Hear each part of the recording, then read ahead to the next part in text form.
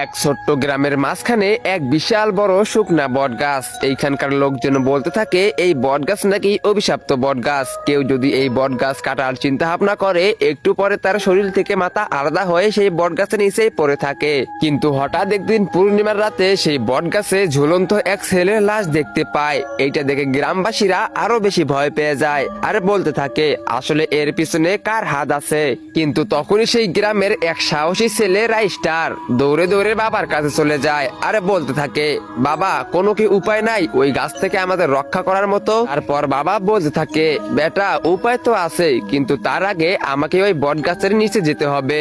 তারপর রাইস্টার বলতে থাকে বাবা তাহলে চলুন, কালকেই তো পূর্ণিমা, কালকেই আমরা সেই বট গাছের নিচে চলে যাই। সেই কথা মতো পূর্ণিমার রাতে রাইস্টার আর বাবা সেই গাছের নিচে চলে যায় আর চারিদিকে আগুন জ্বালিয়ে তন্ত্র মন্ত্র পড়তে শুরু করে দেয়। অনেকক্ষণ মন্ত্র পড়ার পরেও যখন ওই গাছ থেকে কিছু আসতেছে না তখনই রাইস্টার অনেক বেশি রেগে যায়। তারপর বলতে শুরু করে দেয় আসলে এই গাছের পিছনে কি রহস্য, আর এই গাছের পিছনে যদি কেউ থেকে থাকো তাহলে অবশ্যই আমার সামনে এসে আমাদেরকে দেখা দাও। কিন্তু তখনই সেই গাছের ভিতর থেকে এক ভয়ঙ্কর মেয়ের মাথা উঠে আসে আর জোরে চিৎকার করে বলতে থাকে আরে বন্ধ করো, আমার কান ফেটে যাইতেছে। তারপর রাইস্টার রেগে বলে প্রথমে সত্যি করে বলো তুমি এই গাছের ভিতরে কি করতেছো আর কেনই বা আমাদের মতো নিরীহ মানুষদের প্রাণ নিতেছো।